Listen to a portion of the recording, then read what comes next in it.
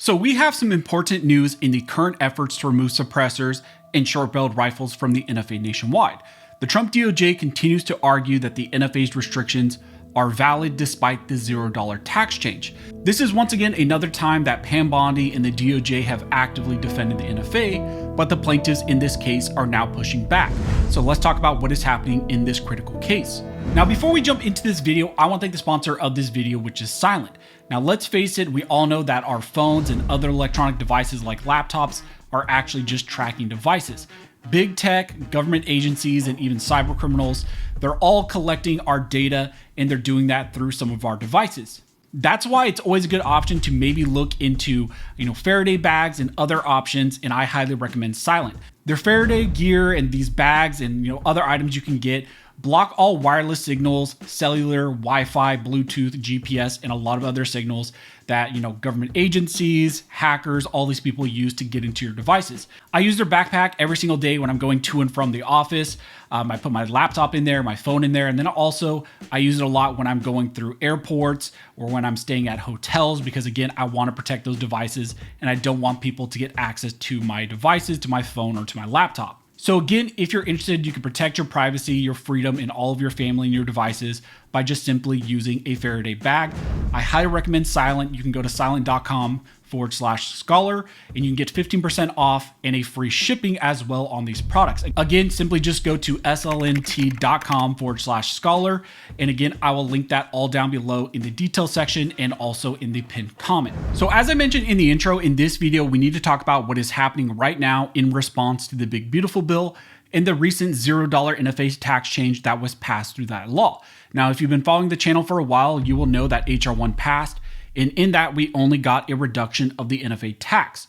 And under the new law, the NFA tax will be reduced from $200 to $0 starting next year. But in response to that, multiple toy organizations and groups have moved to actually finish the job and remove all of the remaining NFA restrictions. Recently, GOA, FRAC, Silencer Shop, Palmetto State Armory, and Silencer Co. have filed a lawsuit against the ATF. And also in this same case, 15 states have joined as plaintiffs in support of this lawsuit against the ATF and the NFA restrictions. This coalition of toy organizations and states have moved to end the lawsuit and the NFA immediately with a motion for summary judgment.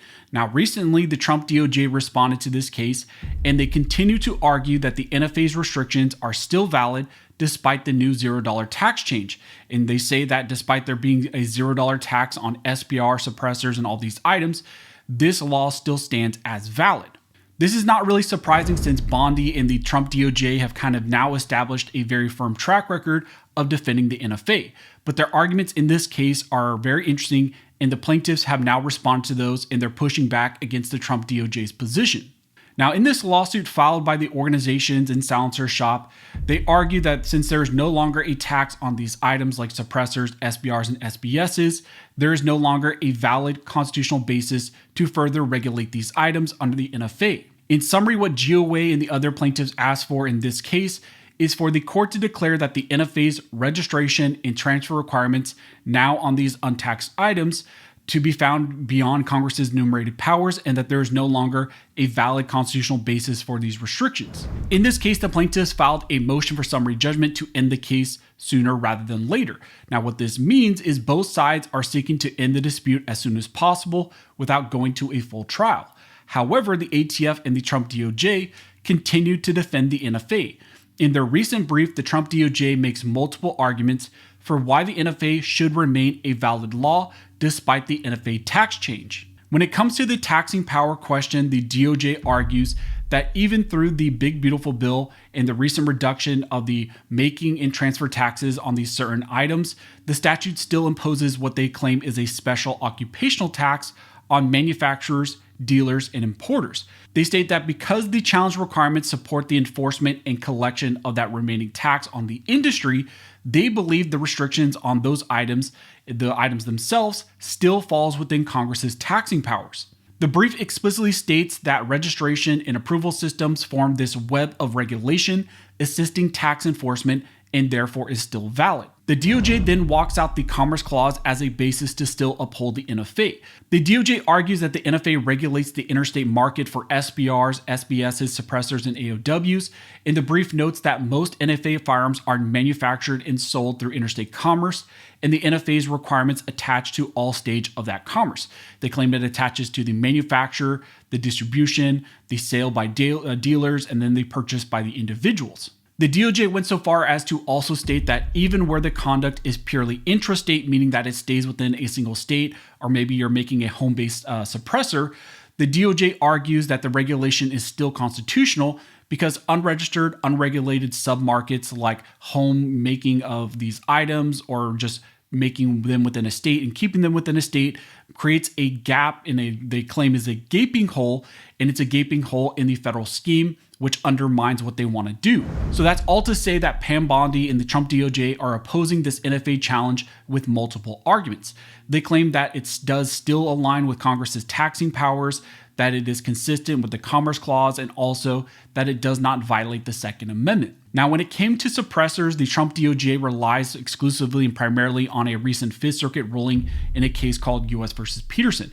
And recently, the Fifth Circuit en banc panel denied review to that case.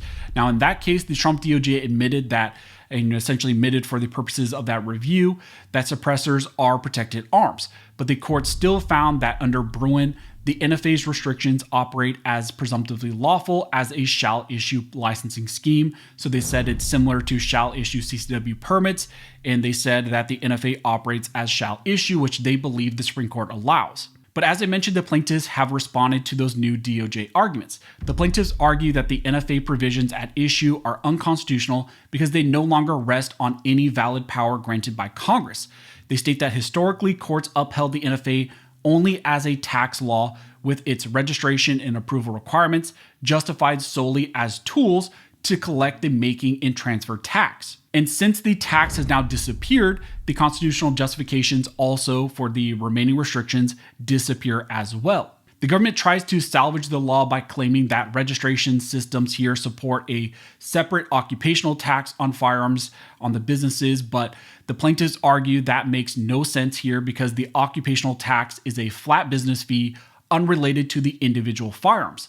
And they claim that the NFA's current fingerprinting and law enforcement notification and registration scheme was designed exclusively to support the now eliminated firearms tax. So now that the tax has gone away, all the justifications for those remaining restrictions have now also gone away. The plaintiffs also argue that the government cannot fall back on the Commerce Clause or public safety justifications like they want to. The NFA was never structured as an interstate commerce regulation like with drug laws, and the government cannot explain how purely intrastate possession, so something only within a single state, and the making or transfer of those items affects interstate commerce. In the brief, the plaintiffs state that however laudable these crime-fighting ends, there is no better example of police power which the founders denied the national government and reposed in the states. So there are a lot of moving parts now in this NFA battle. Multiple lawsuits have been launched, and unfortunately, the Trump DOJ continues to defend the NFA on multiple legal grounds.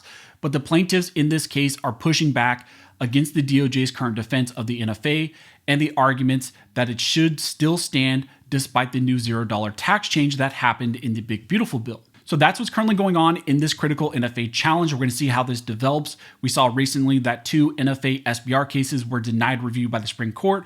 But like I mentioned, even in those prior videos, these challenges are a little bit stronger and have a different angle because they're trying to build off of the recent congressional laws that were passed and the reduction of the NFA tax. And now that really undermines all the remaining restrictions. So that's what the plaintiffs are trying to build on. So as we get more information, as it develops more, I will let you guys know. If you like this video and you'd like to support the channel, one of the best ways to do that is simply to like, comment, and subscribe. You can also check out one of the 2 videos here on the screen that the YouTube algorithm thinks that you'll find helpful. But as always, thank you so much for all of your support. And never forget, this nation was built by armed scholars, and this nation will be maintained by armed scholars.